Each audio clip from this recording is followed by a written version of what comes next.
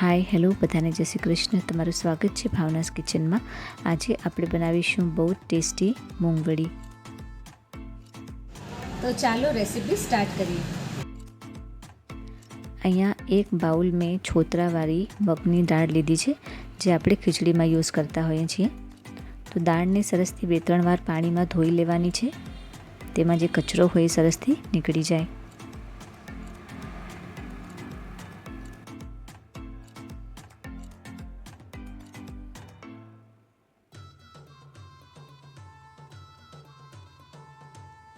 तो अहींया तमे जोई शको छो मैं दाळने एकदम सरसथी वॉश करी लीधी छे। हवे एने पाणी एमां नाखीने 2 થી 3 કલાક माटे एने पलळवा देशुं।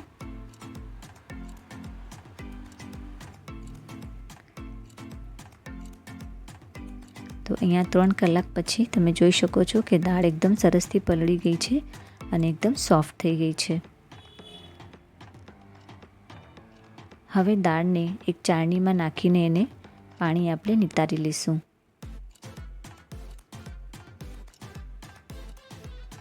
केम के आपणे मगनी दाळने वाटवानी छे, तो आमां पाणी जो अगर रही जशे तो पछी मूंगवड़ी सारी नहीं बने।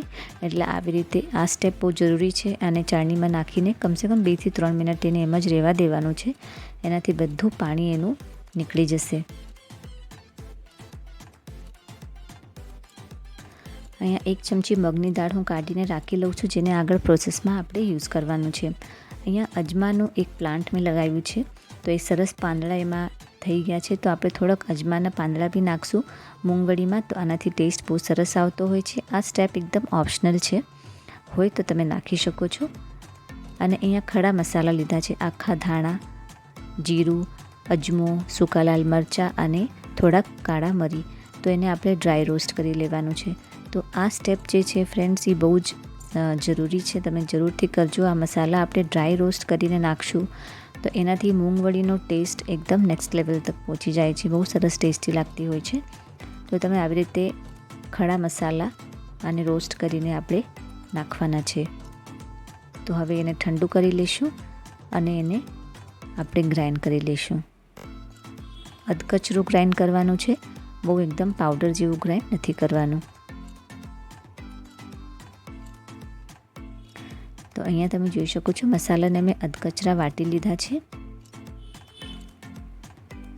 हवे एने एक वाटकीमां काढी लईश अने सेम जारमां मगनी दाळने आपणे ग्राइंड करवानी छे। 1 इंच आदुनो टुकड़ो नाखुं छुं अने 1 લીલું મરચું नाखुं छुं। जो तमे वधारे स्पाइसी खाता हो तो तमे मरचुं वधारे पण नाखी शको छो। तो पाणी नाख्या वगर मैं दाळने ग्राइंड करी छे। तो आवी रीते એને ગ્રાઇન્ડ કરવાનું છે।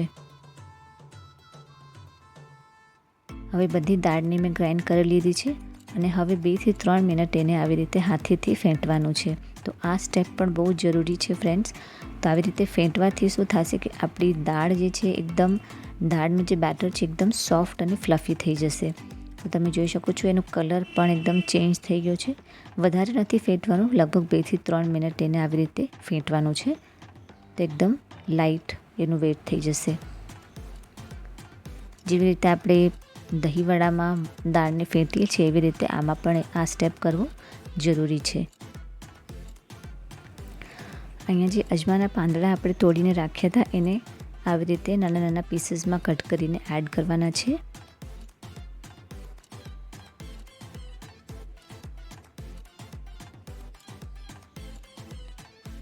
तो अजमाना પાંદડા एकदम सॉफ्ट होय छे, बहुत इजीली कट थई जाता होय छे। जे आपणे मगनी दाळ काढीने राखी हती एने एड करी देशुं। आमां थोड़ाक लीला धाणा अने थोड़ीक समारेली डુંગળી एड करवानी छे। तो तमे आमां झीणा कापेला लीला मरचां पण एड करी शको छो, जो तमे वधारे स्पाइसी खाता हो तो। तो आवा नाना नाना स्टेप्स जे मैं तमने बताव्या फ्रेंड्स, ए तमे अगर फॉलो करशो तो तमारी मूंगवड़ी बहुत सरस टेस्टी बनशे। जे मसाला आपणे ग्राइंड करीने राख्यो तो एने अर्धो हूँ एड करूँ छूँ।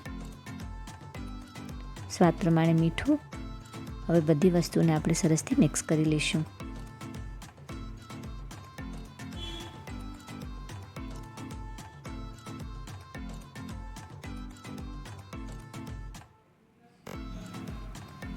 જો વરસાદની સિઝન હોય અથવા તો કોઈ પણ સિઝન હોય, મૂંગવળી ખાવાનું મજા હંમેશા આવતો હોય છે. તો તમે આવી રીતે નાના નાના સ્ટેપ્સ જો ફોલો કરશો તો તમારી મૂંગવળી બહુ જ સરસ ટેસ્ટી બનવાની છે. તેલ મેં પહેલાં ગરમ કરવા રાખી દીધું હતું.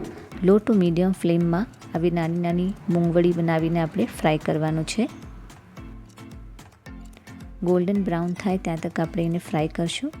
હાઈ ફ્લેમમાં ફ્રાય ન કરજો ફ્રેન્ડ્સ, નકા અંદરથી કાચી રહી જશે. આવી રીતે લો ટુ મીડિયમ ફ્લેમમાં જ એને ફ્રાય કરવાનું છે. તો તમે જોઈ શકો છો મૂંગવળી મેં બધી ફ્રાય કરી લીધી છે. જે દાળ આપણે એડ કરી હતી એકદમ સરસ ક્રિસ્પી દેખાય છે અને ખાવામાં પણ બહુ સરસ ટેસ્ટી લાગતી હોય છે. તો આવી રીતે એકદમ અંદરથી સોફ્ટ અને બહારેથી એકદમ ક્રિસ્પી મૂંગવળી આપણી બનીને રેડી થઈ ગઈ છે.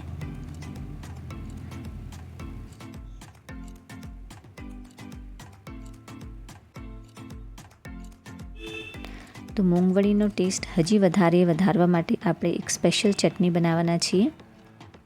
તો અહીંયા 2 મીડિયમ સાઇઝના ટમાટર લીધા છે અને નાના નાના પીસીસમાં મેં કટ કરી લીધા છે. એને જારમાં આપણે એડ કરશું. 1 લીલું મરચું, થોડાક લીલા ધાણા, જે મસાલો આપણે ગ્રાઇન્ડ કર્યો હતો એ અડધો મસાલો જે બચ્યો હતો એમાં એડ કરી દીધો. થોડાક ફુદીનાના પત્તા, સ્વાદ પ્રમાણે મીઠું અને જીરું. આવી રીતે ચટણીને ગ્રાઇન્ડ કરી લેવાની છે અને એકદમ સરસ ટેસ્ટી મજાની ચટણી આપણી બનીને રેડી થઈ ગઈ છે. મૂંગવળી સાથે આપણે એને એન્જોય કરી શકીએ છીએ. તો આવી રીતે ચટણી સાથે મૂંગવળીને અને એકદમ ગરમા ગરમ ચાય સાથે મેં સર્વ કર્યું છે. ફરીથી મળશું આપણે નેક્સ્ટ વિડીયોમાં એક સરસ મજાની હેલ્ધી રેસિપી સાથે. Thanks for watching.